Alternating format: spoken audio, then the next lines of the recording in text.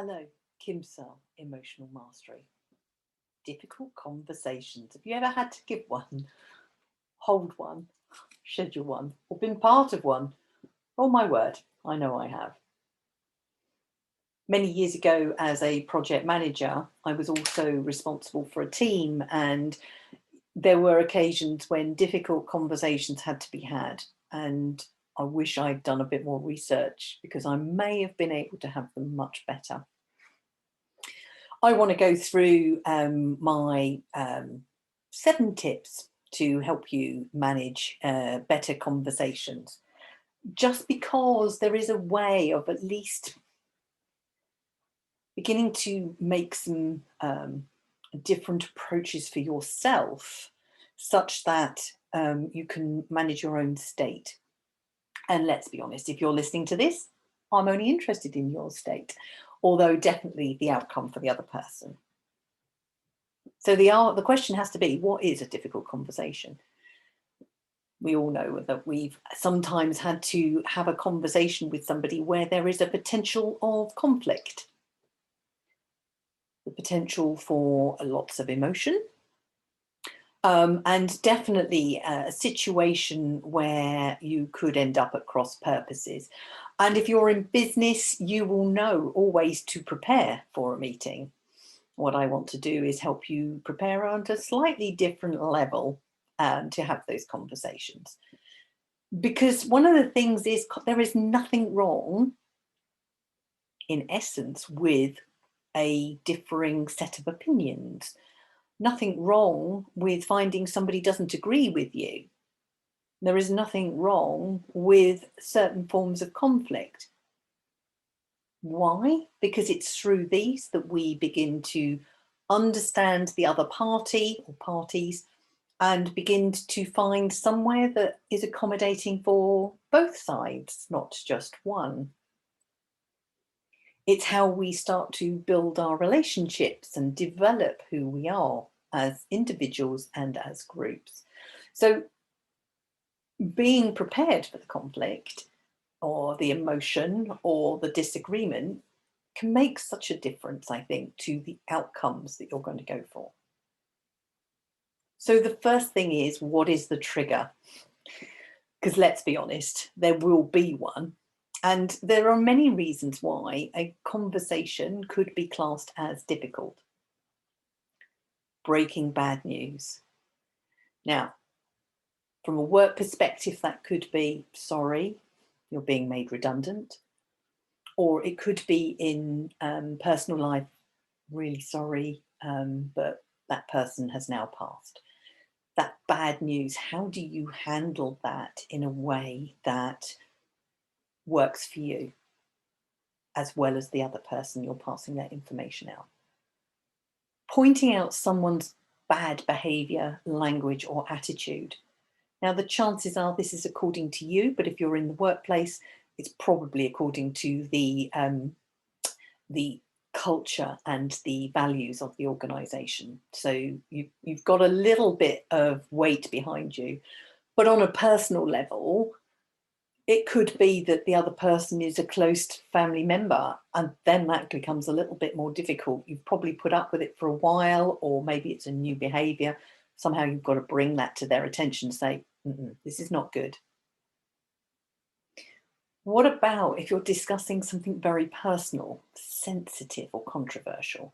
I remember years and years ago when I worked in a large banking organisation, there was unfortunately a gentleman there who had very bad body odour, and nobody said a thing to him. Not even me, because back then I wasn't as, what can I say, emotionally attuned at that point, and I went along with the crowd, and he did smell bad, bless him. But I know now how I might have had that conversation with him. Where was his managers dealing with that? Nowhere to be seen. And then there is the idea of the personal relationship or the working relationship, particularly if you're in business on your own. How do you say something is not working for you? Very often we just let it carry on, Just let it carry. It's okay. I'll ignore it. I'll pretend it's not going on, or I'll cover up for it. Or worse, you'll do extra work to overcome the problem. These are the sorts of meetings that are, or conversations that are difficult and will be a trigger for you in some way. And my first thing to you is, what exactly are they triggering for you? What emotion are you getting when you think, oh, I've got to do this? Is it a deep feeling of fear in the pit of your stomach? Is it, that you're really quite angry about it, and therefore, it's coming out from your head or your chest? There will be some sort of emotion that you're beginning to be triggered by, and I want you to take note of it. It's really important that you understand that. I want you to understand then that, what outcome do you want from this conversation? What's your outcomes? And if you can, what their outcomes are. Crazy? I know. But the point is, if you're coming from opposing sides, almost you can assume that they're going to be polar opposite to you. You're being made redundant. I don't want to be made redundant. Your behaviour is this, nothing wrong with my behaviour. So they're going to be polar opposites. But if you understand that, you can start to work with it. You can start to think about how you can manage them to see. And I think it's really important, and I'll talk about it in a moment, during the conversation, but be really clear about what you want from the conversation, and how they might want something, and where you would be prepared to mediate, to get to or give something back. Now, one of the big things I'm obviously all about is the emotional state, and I want you to somehow work your way through whatever's going on for you. Now, it could be that you need some time and space to deal with it. It might be that you could go and do whatever you do to work your way through emotional stuff. Or the easy way is to use emotional freedom technique. And for those of you who know me, I am always referring to a guy called Brad Yates on YouTube. Yates is Y-A-T-E-S. If you put in Brad Yates and tapping, he'll come straight up. Whole raft of very short videos dealing with different emotions and beliefs. Just do some of that. Even if you don't believe in it, you'll find a few rounds of that will bring your temperature down. And if you never did anything else, this would be the thing I would ask you to do. Because if you go in angry or you go in fearful, just stop to think how the other person is going to respond. Angry, they're likely to come out fighting. You go in fearful, they're likely to come out and know that they can walk all over you. Either way, it's not good, is it? No. So get your own emotional content under control.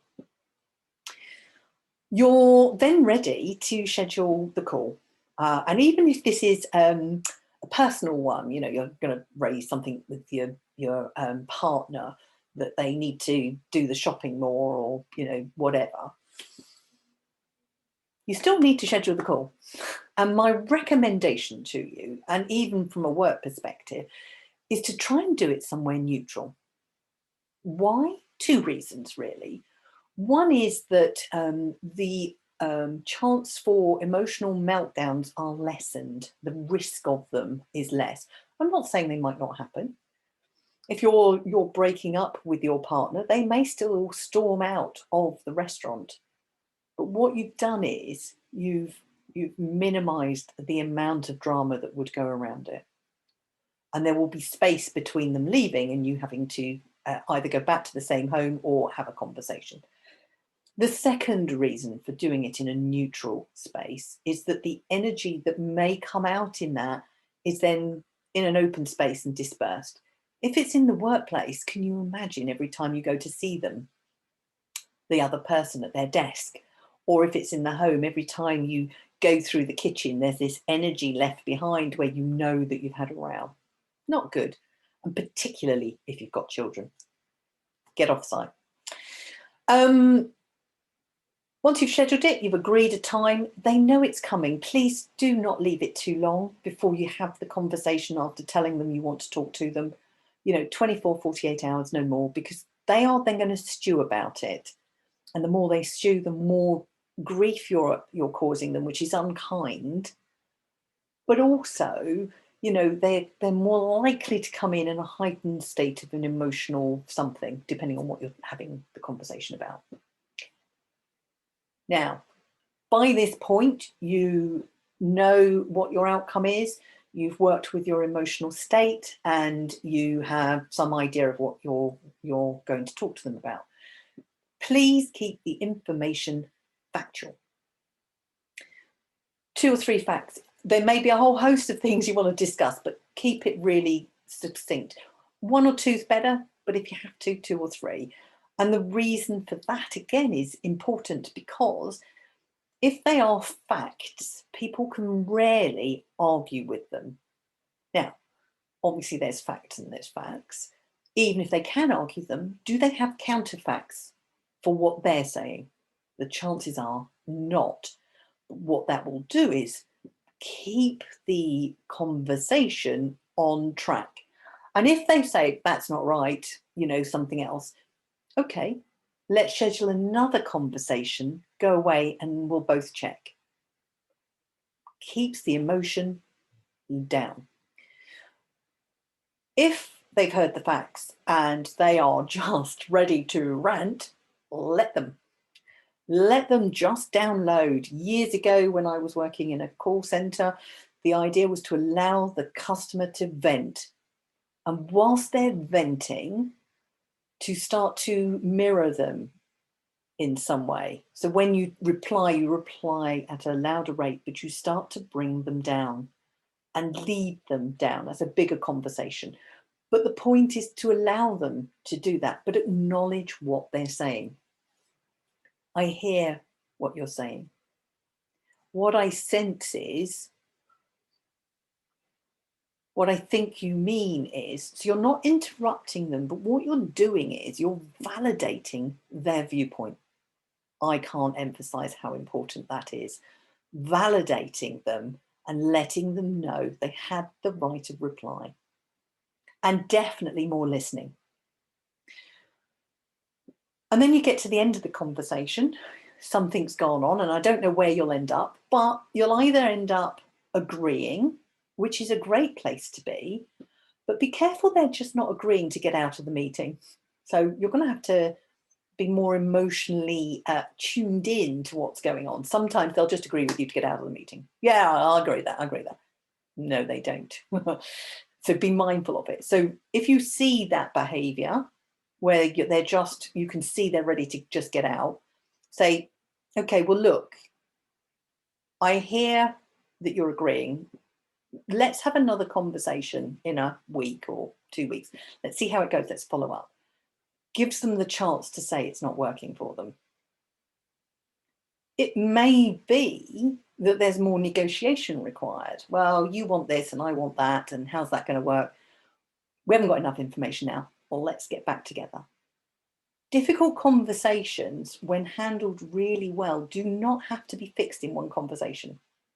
It can take a few, particularly if you get to the negotiation stage. That's really, really important. So allow them and you space to go away and do what you need to and come back together again, scheduling another conversation.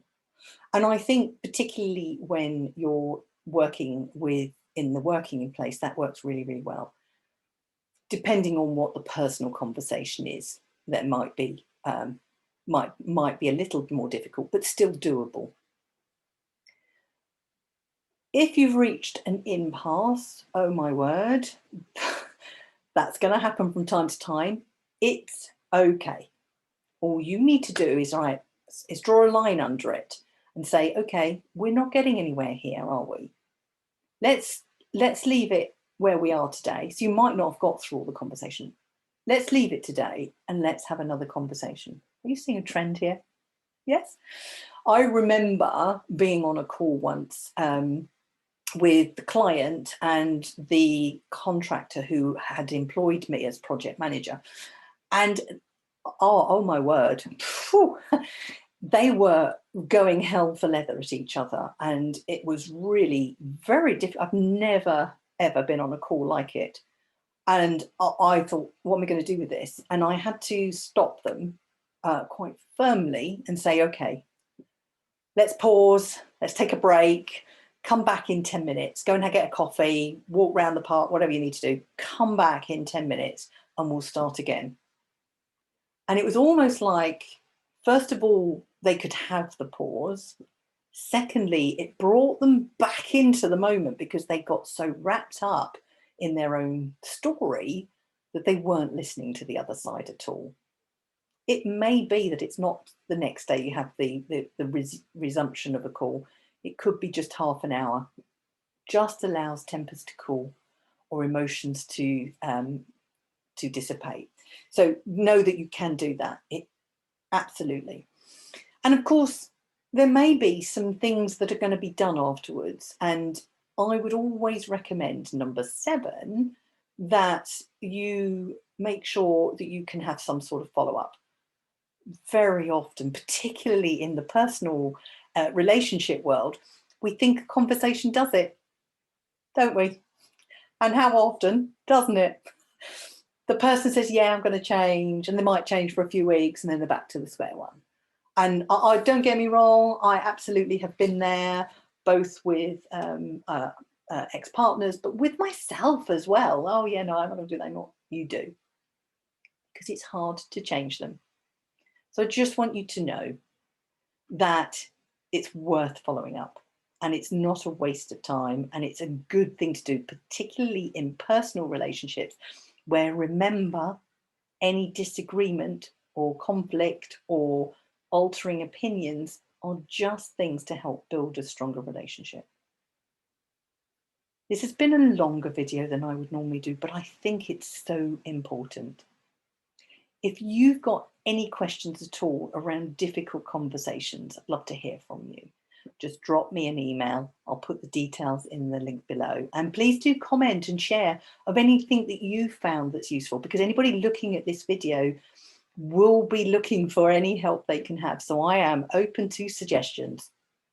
My name is Kim Searle, Emotional Mastery, helping you feel better. Thank you.